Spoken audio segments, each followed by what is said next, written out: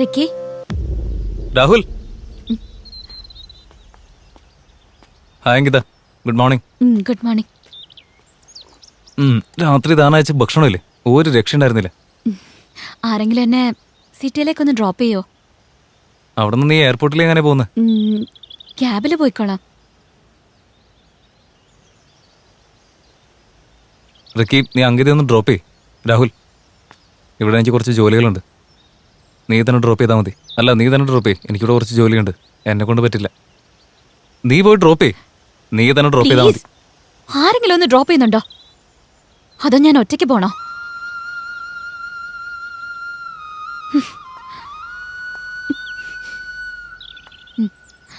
ഒന്നുകിൽ നമ്മളെ സ്നേഹിക്കുന്നവരുടെ കൂടെ നിൽക്കണം, അല്ലെങ്കിൽ നമ്മളെ സ്നേഹിക്കുന്നവരുടെ കൂടെ നിൽക്കണം. അവസാനം വരെ അതിനൊരു ക്ലാരിറ്റി ഉണ്ടായില്ല.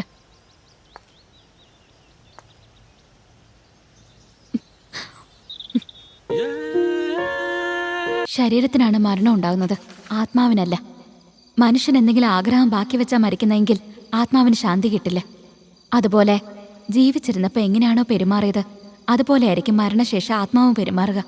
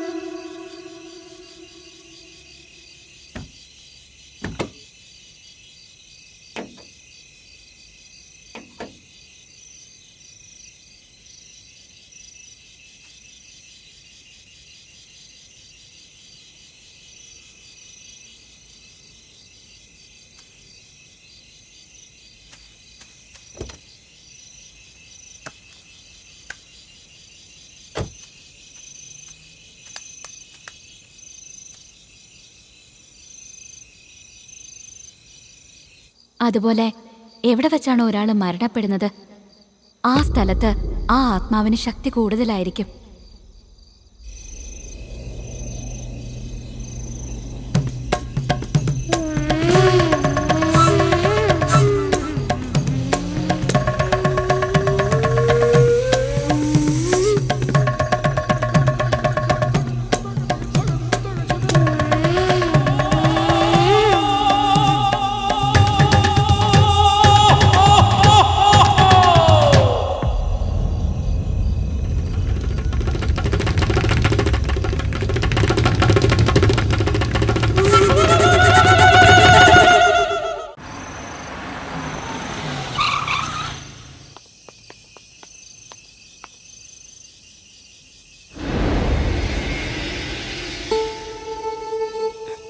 ഒന്നുമില്ല.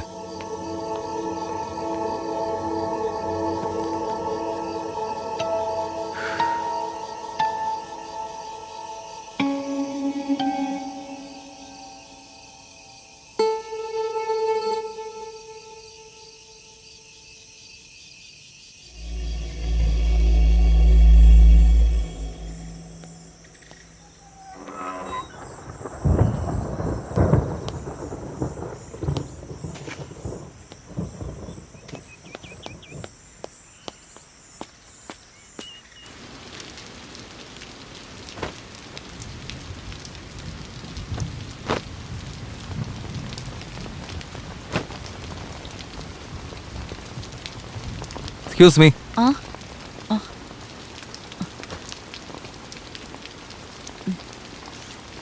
എൻ്റെ പേര് റിക്കി എന്നാ. ഞാൻ ഈ നാട്ടിലെ പുതിയ ആളാ.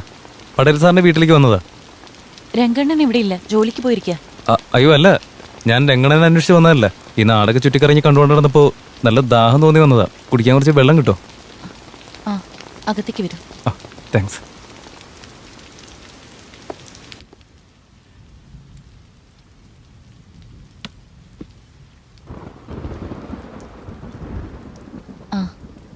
വെള്ളം. Thank you.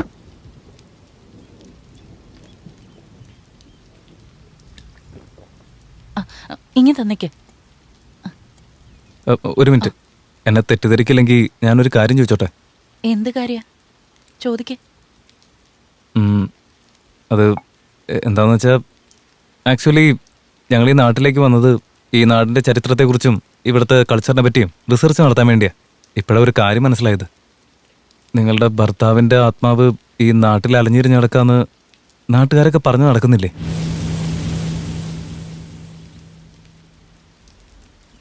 ഏയ് ഐ എം സോറി. നിങ്ങളെ വിഷമിപ്പിക്കാൻ വേണ്ടി ഞാൻ പറഞ്ഞതല്ല. അങ്ങനെ ഒരു ആഗ്രഹം എനിക്കില്ല. സാരമില്ല, വിട്ടുകള. ഞാൻ ഇറങ്ങാം. ഒരു നിമിഷം.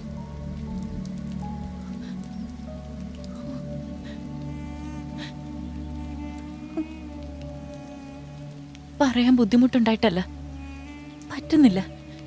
എന്നാലും പറയാം.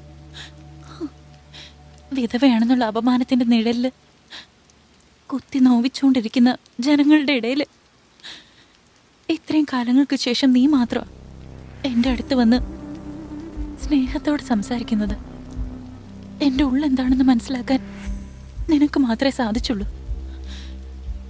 ഞാനിതൊക്കെ പറയുന്നത് കൊണ്ട് നിങ്ങൾക്ക് എന്തെങ്കിലും ഒരു ഗുണം ഉണ്ടാവുമെങ്കിൽ ഞാൻ പറയാൻ തയ്യാറാ.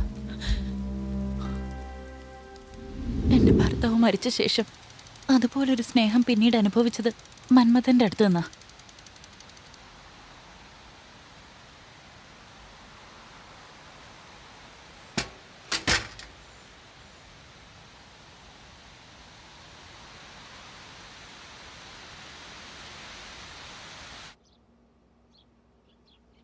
മോളെ രത്നേ.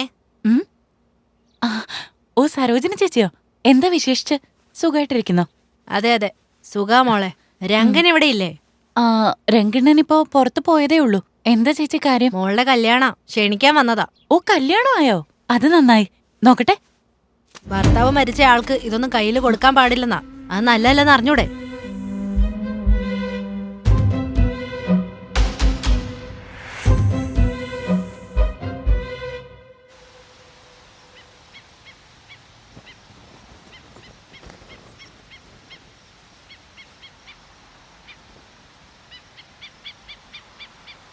രതി,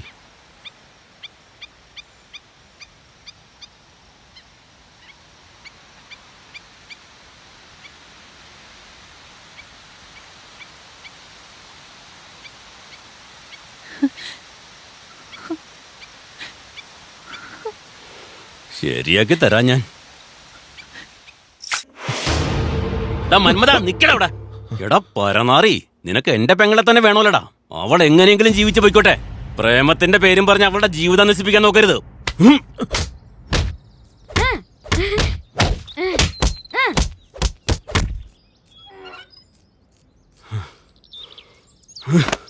അവന്റെ ഒരു പ്രേമവും മണ്ണാങ്കട്ടെ.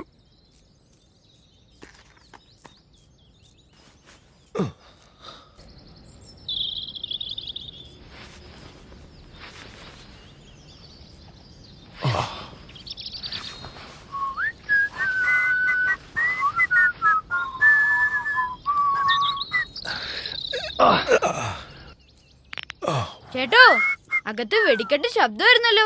എന്താ ഉണ്ടായേ? അതൊന്നുമില്ലടാ. ആ രംഗനാഥനില്ലേ, അയാളൊരു പൊട്ടങ്കണാപ്പനാ. വന്നുടനെ എൻ്റെ കാലിലൊക്കെ വീണന്നേ. എൻ്റെ പെങ്ങളെ കെട്ടുവോ എന്ന് ചോദിച്ചു. ഞാനെന്ത് പറയാനാ, എനിക്കിപ്പോൾ സമയമൊന്നുമില്ല. പിന്നെ എപ്പോഴെങ്കിലും ആരെങ്കിലും പറഞ്ഞ് അയക്കാം അങ്ങോട്ടെന്ന് പറഞ്ഞു. അതെന്താടാ മണി, മന്മഥൻ എന്നുള്ള പേര് കേട്ട ഉടനെ പെണ്ണുങ്ങളൊക്കെ വരുമല്ലേ, എന്നെ കല്യാണം കഴിക്കുന്നു പറഞ്ഞ്.